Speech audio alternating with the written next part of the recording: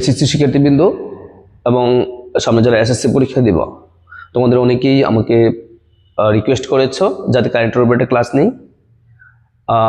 Connector উপর class বলতে আসলে এইখানে আমাদেরকে কনজাংশনগুলো, কানেক্টরসগুলো খুব ভালোভাবে জানতে হবে।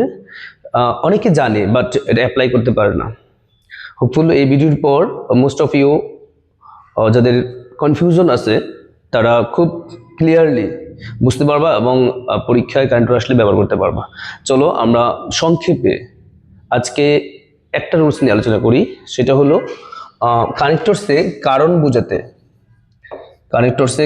কি ব্যবহার করা হয়। কানেক্টরসে কিন্তু কারণ বোঝাতে আমি বেসিক্যালি আটটা কানেক্টরসের কথা বলবো এবং এটা ক্ষেত্র বিশেষে বিভিন্ন জায়গায় এগুলো ব্যবহার হয়। ফর এক্সাম্পল আমরা সিন্স, অ্যাজ, বিকজকে কিন্তু আমরা কারণ হিসেবে ব্যবহার করি। অনেক ম্যাক্সিমাম অর্থে সিন্স আর অ্যাজটা সাধারণত যেহেতু অর্থে প্রকাশ করে, আর যেহেতু শব্দটা কিন্তু আসলে কারণ অর্থে প্রকাশ করা হয়। এবং এগুলো ছাড়াও আমরা কিন্তু ধরো because of, on account of, due to, owing to, for, এই কানেক্টরসগুলো, এই আটটা কানেক্টরসকে আমরা কারণ হিসেবে ব্যবহার করি। অর্থাৎ কানেক্টরসে আমরা কিন্তু বুঝবো যে এই সবগুলো কানেক্টরসই আমাদেরকে কারণ অর্থে, যেহেতু অর্থে ব্যবহার করা হয়। একটা অংশে ফলাফল থাকে আর একটা অংশে কারণটা দেওয়া থাকবে।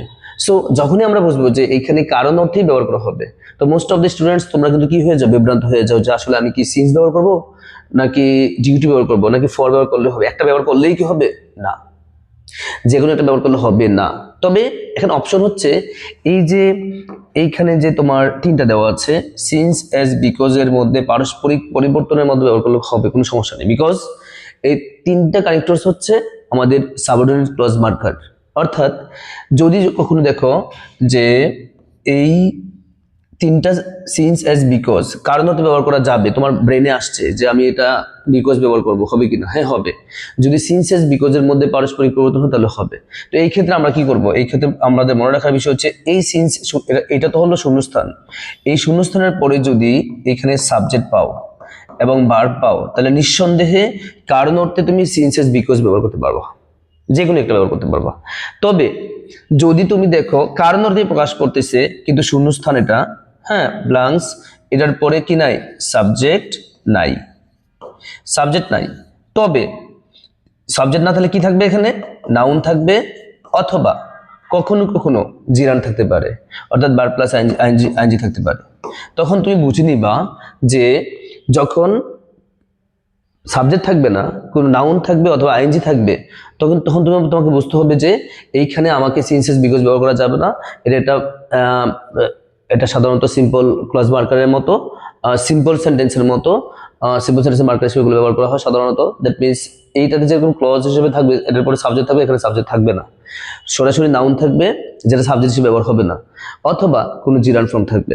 অর্থাৎ এখানে সরাসরি কারণটা বলা থাকবে, আর এইখানে কারণটা বলা থাকবে তবে ক্লজ আকারে থাকবে।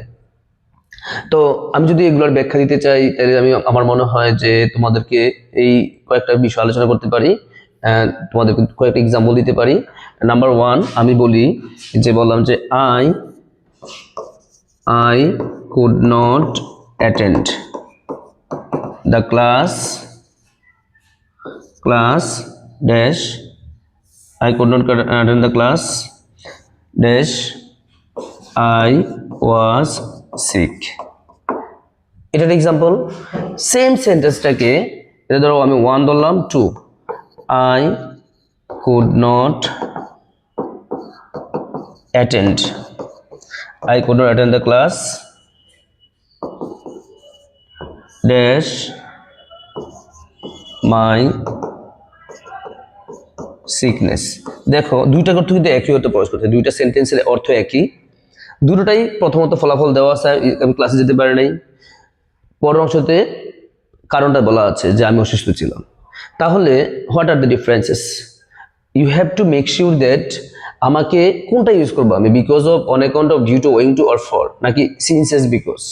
তাহলে আমি বলেছি তোমাদেরকে এই এই তিনটা হলো কমপ্লেক্স সেন্টেন্সের মার্কার। দ্যাট মিনস সাবঅর্ডিনেট ক্লজে থাকে, আর সাবঅর্ডিনেট ক্লজে নিশ্চয়ই একটা সাবজেক্ট থাকে এবং একটা ফাইনাল ভার্ব থাকে। তো এখানে ফাইনাল ভার্ব আছে, সাবজেক্ট আছে। দ্যাট মিনস তুমি যেহেতু বুঝতে পারছো সেটা সে কারণ বুঝাইতেছে, তো তোমাকে এখানে কিন্তু সিন্সেস বিকজে যেগুলো একটা ইউজ করলেই হবে। তাহলে তুমি যদি এখানে সিন্স ব্যবহার করতে চাও, হ্যাঁ সিন্স ব্যবহার করো, সিন্স অথবা অ্যাজ অথবা বিকজ, যে কোনো একটা ব্যবহার করলেই তুমি নাম্বার পাবা। তবে এই সেন্টেন্সটা যেটা I could not attend the class, এবার আমরা একই অর্থ প্রকাশ করতেছি, কিন্তু শূন্যস্থানের পর আমরা কি দেখতে পাচ্ছি এখানে কোনো সাবজেক্ট নাই, প্রিন্সিপাল ভার্ব নাই, সাবঅর্ডিনেট ক্লজ নাই। তাহলে এইখানে আছে কি একটা ফ্রেজ আছে, তবে এই ফ্রেজটা নাউন ফ্রেজ, মাই সিকনেস আমার অসুস্থতা। তাহলে এইখানে আমরা কি ইউজ করবো, এইখানে আমরা ইউজ করতে পারবো ডিউ টু মাই সিকনেস, অথবা ওয়িং টু মাই সিকনেস, অথবা on account of my sickness, on account of my sickness, অথবা বিকজ অফ মাই সিকনেস। হ্যাঁ, অথবা শুধু ফর ইউজ করলেও এটা কানেক্টর হিসেবে ব্যবহার করা যাবে। আশা করি তোমরা এই রুলসটা খুব ভালোভাবে উপলব্ধি করতে পেরেছো, এবং পরীক্ষায় আসলে এই ধরনের যে আসলে because of, on account of, due to, owing to, for, এই পাঁচটা সেম সিম্পল সেন্টেন্সের মার্কার হিসেবে আমরা ফ্রেজের আগে ইউজ করব বা নাউনের আগে ব্যবহার করব, কিন্তু কারণ অর্থে একই অর্থেও প্রকাশ করবে। তবে এই সিন্স, এজ, বিকজ যখন থাকবে তখন এটার শূন্যস্থানের পরে সাবজেক্ট এবং ভার্ব থাকবে। That's all. Thank you very much.